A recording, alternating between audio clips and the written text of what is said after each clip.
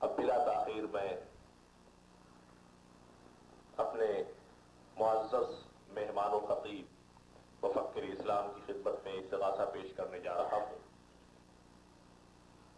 تعارف انٹروڈکشن بار بار ہو چکا ہے، لیکن جب جہتیں بدل جاتی ہیں تو پھر شخصیت کا تعارف اسی جہت سے کرانا چاہیے۔ آپ حضرات نے 8-9 سال سے 10 سال سے حضرت موصوف قبلہ کو سنا ہے اور سنتے ہیں، اور انشاءاللہ تا حیات سنتے رہیں گے۔ رب کریم کی بارگاہ کرم میں یہ استدعا ہے کہ اللہ تعالی حضرت موصوف کے سائے فضل و کرم کو دیر تک قائم رکھے اور ہمیں ان کی بارگاہ کرم سے زیادہ سے زیادہ فیضیاب حاصل ہونے کی توفیق عطا فرمائے۔ حضرت قبلہ کے بارے میں کچھ کہنا مجھ جیسا چھوٹا آدمی، میں تو بہرحال بارگاہ کرم کا تربیت یافتہ ہوں، میں کیا کہہ سکتا ہوں۔ ہندوستان کی سرزمین پر بڑے بڑے علماء جو درسگاہ کے عظیم مدرسین، میدان خطابت کے بہترین خطبہ، حضرت قبلہ موصوف جس بزم میں شریک ہوتے ہیں، جس بزم میں شرکت فرماتے ہیں، تو یقین کر لیجئے کہ ایسے ایسے اجلہ علماء، جلیل القدر علماء اس بزم میں حاضر ہوتے ہیں، اور 1-2 کی بات نہیں کر رہا ہوں میں، بلکہ 10-10 20-20 25-25 50 تک، اور اس قدر اہتمام کے ساتھ بیٹھتے ہیں اور اس قدر جذباتی انداز میں سنتے ہیں کہ وہ منظر دیدہ نہیں ہوتا ہے، وہ آپ یہاں محسوس نہیں کر سکتے ہیں۔ علم و فضل کی جس بلندی سے حضرت علامہ موصوف قبلہ کا خطاب ہوتا ہے، آپ حضرات نے ہمارا جو سالانہ پروگرام ہوا تھا الحمد شریف کی تفسیر کے تعلق سے آپ نے سماعت کیا، آج بھی اس کی لذتیں لوگ محسوس کر رہے ہیں۔ انشاءاللہ تعالی آج کا پروگرام بھی ایک نئی روش اور نئے عنوان کے تحت ہے۔ ولایت اور تصوف،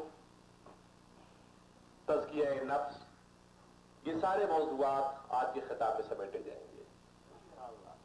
میں بلا تاخیر مخدوم و مطاع، مفکر اسلام، مبلغ عالم اسلام، مبلغ ایشیا و یورپ و امریکہ کی بارگاہ کرم میں استدعا اور استغاثہ پیش کر رہا ہوں، وہ تشریف لائیں، لیکن قبل اس کے کہ وہ تشریف لائیں ذرا سا ہم اور آپ اپنی بیداری اور بیدار سماعتی کا اظہار کرتے ہیں۔ نعرہ تکبیر، یعنی خالی دیوار والے سننا چاہتے ہیں، ٹیکرے آگے بیٹھے ہوئے ہیں۔ نعرہ تکبیر، نعرہ رسالت، نعرہ غوثیت، مفکر اسلام حضرت علامہ قمر الزمان صاحب قبلہ، میں حضرت سے معتبرہ التماس کر رہا ہوں۔ إلى ربك راضية مرضية فادخلي في عبادي وادخلي جنتي، صدق اللہ العلی العظیم۔ علماء باوقار، عزیزان ملت اسلامیہ، قابل احترام بزرگوں، عزیز بچوں، ہم اور آپ انتہائی احترام و عقیدت کے ساتھ آقائے نامدار تاجدار مدینہ حضور رحمت عالم کی بارگاہ بے گس پناہ میں درود پاک کی نظر پیش کر رہے ہیں۔ اللہم صلی علی سیدنا مولانا محمد مادن الجود والکرم وآلہ الکرام اجمعین وبارک وسلم علیہ ابدا دائما سرمدا۔ آج کی یہ بزم ایک حلقہ تصوف کے اختصار کے ساتھ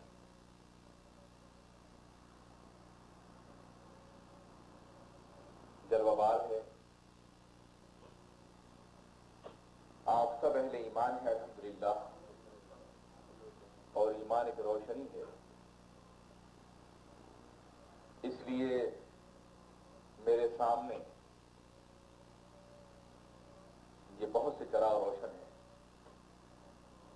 دیکھ بھی رہا ہوں اور محسوس بھی کر رہا ہوں.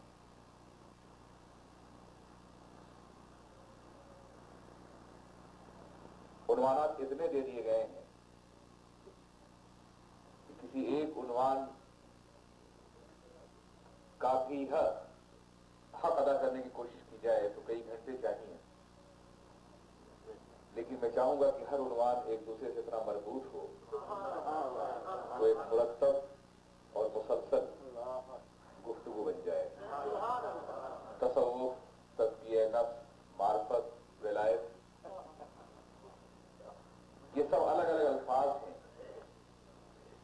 لیکن سب کی حقیقت ایک ہے اور وہ اللہ کا عرفان ہے اور نبی کی محبت ہے. میری گفتگو اسی دائرے میں انشاءاللہ گھومتی رہے گی اور میں چاہوں گا کہ جب ہم یہاں سے اٹھ کے جائیں تو ایک نیا عزم، ایک نیا حوصلہ اور ایک نیا ارادہ لے کے جائیں. ہم سب انسان ہیں، یہ ہمیں بتانے کی ضرورت نہیں ہے، کم از کم ہم اتنا جانتے ہیں کہ ہم انسان ہیں. لیکن یہ جانتے ہوئے بھی انسان من حیث ہوا کیا ہے وہ نہ ہم خود کو پہچانتے ہیں نہ آپ خود کو پہچانتے ہیں. جس روز ہم پہچان لیں گے کہ ہم کون ہیں اس روز ہم بڑے عظیم بن جائیں گے. من عرف نفسہ فقد عرف ربہ، جس نے اپنے کو پہچان لیا اس نے اپنے رب کو پہچان لیا. ہمیں کوئی بھی اپنے کو نہیں پہچانتا. ایک گلمس، ایک جھلک کبھی کبھی وجود کے اوپر ہوتی ہے اور تھوڑا سا حجاب اٹھتا ہے اور پھر ایک طویل تاریخی ہماری حیات کی گرد آ جاتی ہے. کاش ایسا نہ ہو اور ہم خود کو پہچاننے لگے. اور جب خود کو پہچان لیں گے تو اللہ کی معرفت تمام حاصل ہو جائے گی. اپنے اللہ کو پہچاننے کے لیے انسان کے لیے ضروری ہے کہ وہ پہلے اپنے کو پہچانے، اپنے وجود کو پہچانے. آئیے تھوڑا سا ہم اپنے بارے میں جاننا چاہیں کہ ہم کون ہیں، ہم کیا ہیں. دنیا میں بڑے بڑے مفکرین، بڑے بڑے فلسفی، بڑے بڑے دانشور گزرے ہیں جنہوں نے زمان و مکان کی گتھیاں سلجھائی ہیں. کائنات کے ہر موضوع پر کتابوں کے اور تحریروں کے انبار لگا دیے ہیں. ذرات پر لکھنا شروع کر دیا ہے تو لائبریریاں بھر دی ہیں. طبعیات پہ لکھنا شروع کر دیا ہے تو کائنات کی طبیعتوں کے جائزے سے الکیمی سے لے کر کے اور آج تک لاکھوں کتابیں علم کیمیا پہ لکھی گئی ہیں، علم طبیعیات پہ لکھی گئی ہیں. یہی حال فلکیات ہے، سیاروں کی دنیا ہے، پلینٹس کی دنیا ہے. اگر اس کے بارے میں جائزہ لیں تو پوری پوری لائبریریاں بھری نظر آتی ہیں. قانون کے حوالے سے جب سے انسان کو شعور قانون ہوا ہے اس وقت سے لے کے آج تک کروڑوں کتابیں لکھی گئی اور لکھی جاتی رہیں گی. لیکن انسان نے اپنے بارے میں بہت کم لکھا اور بہت کم جانا ہے. ازل سے ڈھونڈتا پھرتا ہوں میں کہ میں کیا ہوں. یہ کیفیت ہے ہماری کہ روز اول سے ہم تلاش کر رہے ہیں کہ ہم کون ہیں. دنیا خاموش ہے اس سلسلے میں ہم کون ہیں، ہمارا مقصد حیات کیا ہے اور پھر مرنے کے بعد کیا ہوگا. کسی مفکر سے پوچھا گیا تھا کہ تمہیں موت کے بارے میں کچھ سمجھ میں آتا ہے کہ مرنے کے بعد کیا ہوگا. کسی صاحب دل نے تو صرف یہ کہا تھا کہ بتائیں آپ کو کہ مرنے کے بعد کیا ہوگا. پلاؤ کھائیں گے، احباب فاتحہ ہوگا. ان کو صرف یہی سمجھ میں آیا تھا کہ مرنے کے بعد فاتحہ ہوگی، احباب پلاؤ کھائیں گے، زردہ اڑائیں گے. لیکن کسی سوچنے والے سے پوچھا گیا کہ ذرا تم بتاؤ، تم نے زمان و مکان، ٹائم اور اسپیس کے حوالے سے بہت سی کتابیں لکھی ہیں، لیکن تم زمانے کو جو تصور کر سکتے ہو وہ صرف تمہاری اپنی زندگی کا لمیٹڈ دور ہے. اس کے بعد تم کیا سوچتے ہو کیا ہوگا جب تمہاری سانس اکھڑ جائے گی، آنکھیں اگڑ جائیں گی، چہرہ بدل جائے گا. تم موت کے توانا ہاتھوں کے سامنے بے بس ہو جاؤ گے. تمہارے ہاتھوں سے قلم چھوٹ چکا ہوگا اور تمہارا شعور مستقبل میں جھانکنے کے قابل نہیں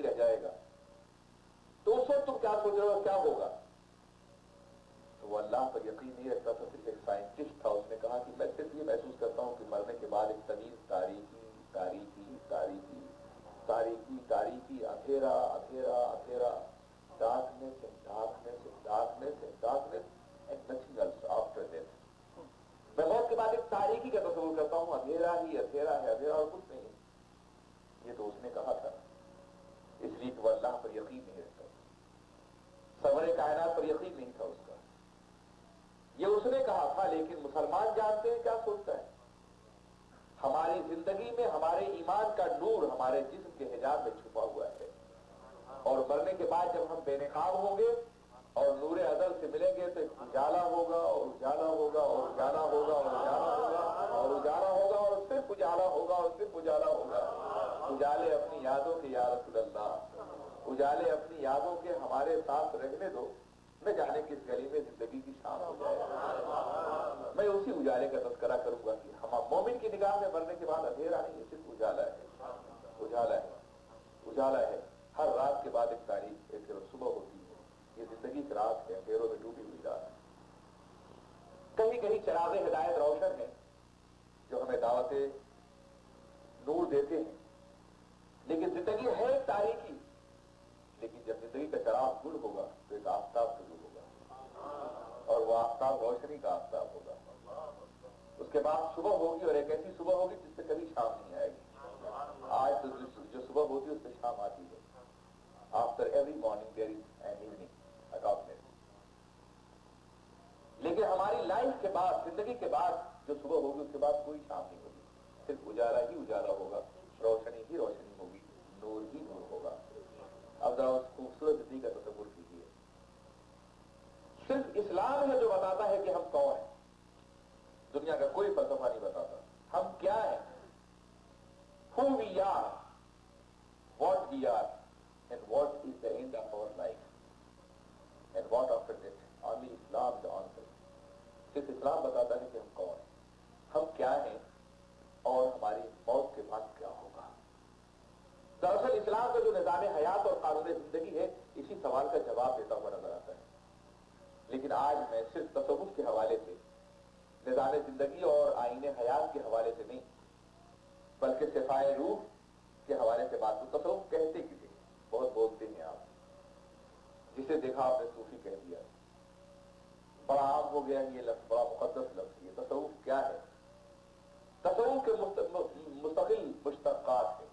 عربی زبان میں جب کوئی ناؤن بنتا ہے نا، یا کوئی ایٹریبیوٹ بنتا ہے تو اس کا ایک مصدر ہوتا ہے جہاں سے اسے نکالا جاتا ہے، عطف کیا جاتا ہے۔ تو تصوف جو ہے صوف سے بنا ہے۔ ایک تو یہ لوگ کہتے ہیں کہ چونکہ اولیاء کرام موٹا چھوٹا کپڑا پہنتے تھے، اونٹ کے بالوں کا کپڑا، اسے صوف کہتے ہیں۔ محض اپنے نفس کو شکست دینے کے لیے دولت مند بھی ہوتے تھے، صاحب سرمایہ بھی ہوتے تھے، دنیا ان کے ارد گرد گھوم رہی ہوتی تھی، مگر لباس میں لطافتوں کی پرواہ نہیں کرتے تھے، بلکہ لباس بھی موٹا چھوٹا پہنتے تھے، اس لیے انہیں صوفی کہا جاتا تھا۔ صوف سے بنا ہے، صوف کے معنی اون کے ہوتے ہیں، اون کے ہوتے ہیں، موٹے کپڑے پہننے والے لوگ۔ اور بہت دنوں تک یہ روایت صوفیاء کرام میں رہی، چنانچہ ایک مرتبہ بازار بغداد میں ایک بزاز کپڑا فروش ایک اتنا قیمتی کپڑا لایا کہ بادشاہ کے دربار میں اس کی قیمت نہیں لگائی جا سکتی۔ بڑی محنت سے اس نے بنایا، سالوں اس پر اس نے برف کیا۔ جب اس کا کپڑا بک نہ سکا تو مایوس ہو کے واپس جا رہا تھا، کسی نے کہا کہ شیخ عبد القادر جیلانی غوث العظم کی بارگاہ میں لے جاؤ، وہ خرید لے گیا۔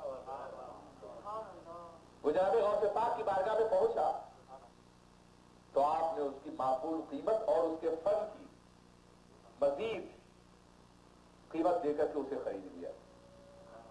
بادشاہ کو اطلاع ملی کہ بازار بغداد میں تو وہ کپڑا بک گیا ہے اور عبد القادر جیلانی نے خرید لیا ہے رضی اللہ تعالیٰ۔ بڑا تعجب بھی ہوا اور تھوڑا سا حیرت بھی آئی کہ میں خرید نہ سکا، میں نے واپس کر دیا تھا اور انہوں نے خرید لیا۔ اٹھا حاضری دینے کے لیے دربار میں پہنچا تو دیکھا کہ آپ نے اس کپڑے کا جبہ پہن رکھا ہے اور اس کے ایک حصے پہ آپ نے صوف کا فیبر لگا رکھا ہے۔ کہا حضور آپ نے یہ کپڑا پہن لیا؟